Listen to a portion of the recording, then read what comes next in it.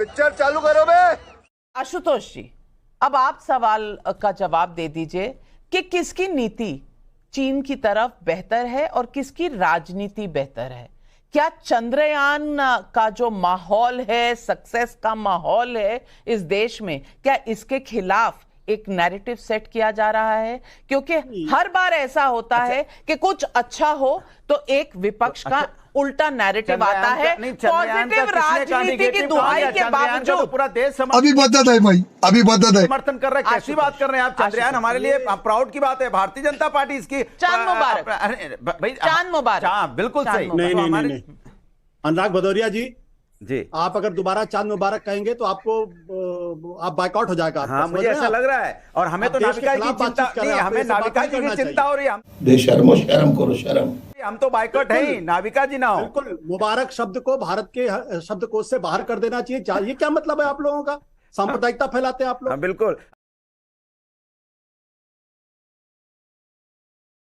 अरे अभी नाविका जी फैला रही थी। नहीं, नाविका जी समझदार नहीं फैलाई। उन्होंने मुबारक दी मुझे। अच्छा अनुराग जी, हाँ, आप देखिए, 3 चीजें हैं और इन 3 चीजों में बड़ी गंभीरता से बात करनी चाहिए। पहली बात तो ये कि जो लोग ये कहते हैं कि एंटनी ने 2012 में ये कहा था, उनको थोड़ी बहुत पढ़ लेना चाहिए, थोड़ा समझ लेना चाहिए। मैं आपको कितनी कोट कर दूं। 28 नवंबर 2011 को इकोनॉमिक टाइम्स की रिपोर्ट है। इसके अलावा 28 नवंबर 2011 के अलावा जो है, अगर आप ध्यान से देखें तो 8 मार्च 2012 की रिपोर्ट है, जहां ए के एंटनी क्या कहते हैं उस पर कोई ध्यान नहीं दे रहा। लेकिन ये एक नैरेटिव बिल्ड करने की कोशिश की जा रही कि दरअसल ए के एंटनी ने कहा था कि चाइना बहुत आगे है, इसलिए हमें इंफ्रास्ट्रक्चर बिल्डअप नहीं करना चाहिए था, अर्धसत्य नहीं बोलना चाहिए। दूसरी बात, अभी भारतीय जनता पार्टी के प्रवक्ता क्या करे, 2014 के पहले कुछ उनको शायद भूल गए, 11 सितंबर 1967 नाथुला के अंदर जब भारत ने चीन के 380 सिपाहियों को मार गिराया था, उसका भी ध्यान रखना चाहिए था। हाँ, 1962 में हम लोग जरूर हारे थे, और न केवल हारे थे बल्कि एक तकलीफ हुई थी देश को। लेकिन उस वक्त भारत लोकतांत्रिक था, इसलिए अटल बिहारी वाजपेयी ने जब खड़े होकर कहा युद्ध के दौरान मारे गए थे देश के प्रधानमंत्री को, आप गिनती कर रहे हैं तो 3,500 सैनिक मारे गए थे। ठीक है, आप कर ली। हाँ, लेकिन उसका दूसरा पहलू था कि अटल बिहारी वाजपेयी ने तब कहा था देश को संसद सत्र बुलाया जाना चाहिए था। आज देश के प्रधानमंत्री भारतीय जनता पार्टी से अगर आप कहिए संसद सत्र बुलाइए, तो वो कहते हैं कि आप लोग भारत की सेना का मान खराब करते हैं। यही नहीं, अभी और सुनिए। हकीकत यह कि अगर पार्लियामेंट्री डेमोक्रेसी है तो भारत के प्रधानमंत्री को यह बताना चाहिए, स्पष्ट तौर पर बताना चाहिए, ऐसी कौन सी मजबूरी थी, ऐसी कौन सी बात थी कि आपने ब्रिक्स में चीन के राष्ट्रपति से मुलाकात की। क्या भारत ने इनिशिएटिव लिया था या चीन ने इनिशिएटिव लिया था? इस बात का खुलासा होना चाहिए। ये जो प्लांटेड खबरें आती है ना, इन प्लांटेड खबरों पर मेरी कोई आस्था होती नहीं है। भारत की सरकार की तरफ से स्पष्टता आना चाहिए, अन्यथा सब लोग चीन की बातों को सही माने।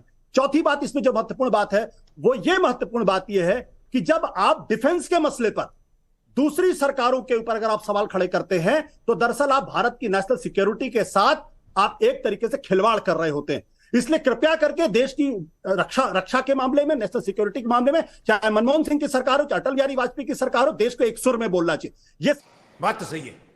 ये साबित करने की कोशिश नहीं करनी चाहिए कि नरेंद्र मोदी के जमाने में तो राष्ट्रीय सुरक्षा में तो बहुत अच्छा काम हो रहा और बाकी लोगों ने गवा दिया। जिन लोगों ने इकोनॉमिक टाइम्स नहीं पढ़ा, 2011 में ए के एंटनी का संसद में दिया गया बयान, 2012 में दिया गया बयान, उनको यहाँ के अर्धसत्य नहीं फैलाना चाहिए। झूठ बोलो, बार बार झूठ बोलो, जो भी बोल सकते हैं सब झूठ बोलो। मैं आपकी भी अर्ध सत्य को जरा थोड़ा सा एक्सपोज कर दूं। Minister of state in the ministry of external affairs Shri E Ahmed provided this information in Rajya Sabha. ये फैक्ट है। ना, मैं ये जानना चाहता हूं, आप सरकार के साथ खड़ी हैं, सरकार की नीतियों को जस्टिफाई करने की कोशिश कर रही हैं, या आप इंडिपेंडेंट पत्रकार से उसकी राय जानना चाहते हैं? अगर नहीं मेरी राय जानना चाहती है तो मैंने अपनी राय स्पष्ट, मैंने आपकी राय सुन ली। मैं आपके सामने फैक्ट प्रेजेंट करने का हक रखती हूं या नहीं?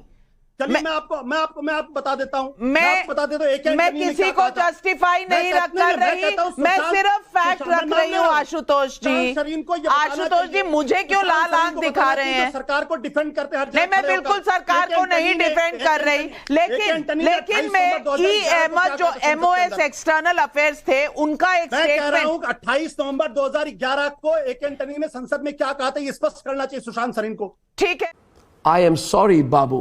ठीक है, अन्यथा आप देश की राष्ट्रीय सुरक्षा के साथ खिलवाड़ करते हैं और देश की रक्षा नीति पर आप सवाल खड़े करके ठीक है, देश की सार्वभौमिक ठीक है, लेकिन जब आप वाह मोदी जी वाह वाह।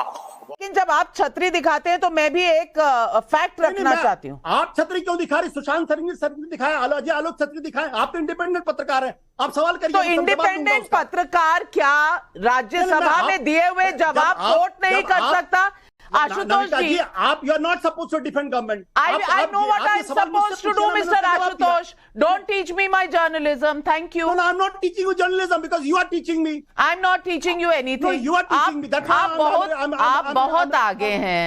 आप नहीं, इतना अपसेट क्यों हो रहे हैं? आप मत होइए उत्तेजित। मैं फैक्ट रखने की कोशिश कर रही हूँ पिछले 5 मिनट से, और आशुतोष जी आप मुझे फैक्ट रखने नहीं दे रहे। ये आपकी ज्यादती है। नहीं, मैं आपसे कह रहा हूँ, मैंने कौन सा फैक्ट आप ऐसा कहा जिसको आप कॉन्ट्रडिक्ट करना चाहती हैं?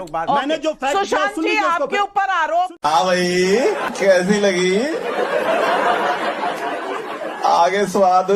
सुनिए, बता दीजिए। सुशांत जी आपके ऊपर आरोप है, मैं आपके ऊपर आऊंगी, लेकिन एक फैक्ट रख दूं सामने दर्शकों के, और ये फैक्ट है 22 नवंबर 2012 का, जिसमें एक minister of state E Ahmed ने लिखा है और कहा है, Pakistan has been in illegal and forcible occupation of 78,000 square kilometers of Indian territory in Jammu and Kashmir.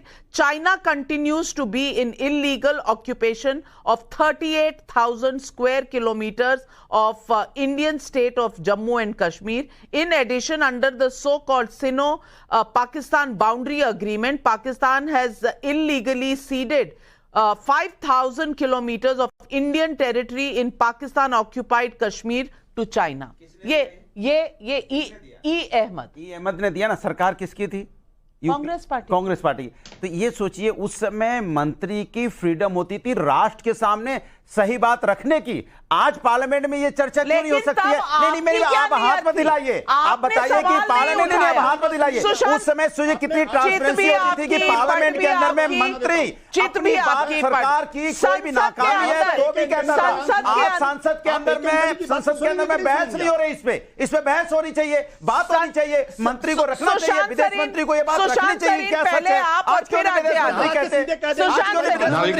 मंत्री कहते? यही कमी देश के अंदर में आई है, इसी को कहते हैं लोकतंत्र की कमी आई है कि पार्लियामेंट ये एक नैरेटिव क्रिएट करके मैं भी कुछ बोलना चाहता हूं। खिलवाड़ करने की कोशिश अगर कोई एक्सपर्ट करता है, he has to be rebutted। देखा आपने लापरवाही का नतीजा है। अच्छा नाविका, अब दो चीजें। एक तो अनुराग भदौरिया जी को मैं ये बता दूं कि मुलायम सिंह यादव ने जो कुछ बोला था वो कहा था, लेकिन सबसे पहले जो एक सबसे बड़े वरिष्ठ नेता थे और उस समय रक्षा मंत्री थे जॉर्ज फर्नांडिस, उन्होंने सबसे पहले इसकी निशानदेही की थी कि भारत का सबसे बड़ा जो दुश्मन है वो चीन है, और ये लगभग 2001 या उससे भी पहले की थी। और जब उन्होंने ये कहा था तो ये तमाम जो लेफ्ट वाले लोग थे उनकी जान के पीछे पड़ गए थे कि आप चीन के साथ हमारे रिश्ते क्यों खराब कर रहे हैं। दूसरा, मुझे लास्ट पर्सन ऑन अर्थ जिससे मुझे इंडिपेंडेंस ऑफ जर्नलिज्म धक्के खा करके ये बाहर निकल गया, और ये अब हमारे को दिखाएगा और हमारे को सिखाएगा कि स्वतंत्रता क्या होती है एनालिसिस की।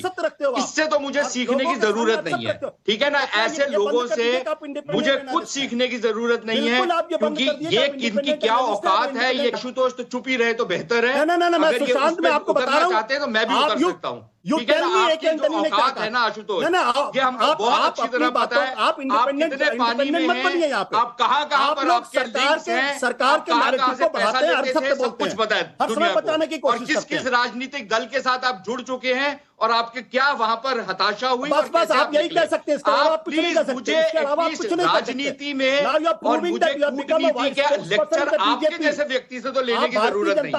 आप तो उसमें चुप ही रहे तो बंद करो, और ठीक है ना? और ना मुझे भक्ति राष्ट्रभक्ति आप जैसे व्यक्ति से सीखने की नहीं, आप इंडिपेंडेंट एनालिस्ट का ढूंढ करना बंद करो, अपनी मिट्टी पलीत करवाएंगे और आप कुछ नहीं करेंगे आप। पाखंड करना बंद करो। आपका जो आप तो नहीं पाखंड चलने है वो वाला है सारी सब। दुनिया देख सुनने चुकी के लिए है। नहीं बैठा है आपकी बात। आपकी आगे चलिए, अपनी एक बात- 1 मिनट। न्यायेन राज्यम लवणेन भोज्यम। और अगर तुम लोग नए हो तो सब्सक्राइब करो, वो जो लाल वाला बटन है उस पर फूट फेंक के मारो या फिर मोमबत्ती, मुझे नहीं पता, बस क्लिक हो जाना चाहिए।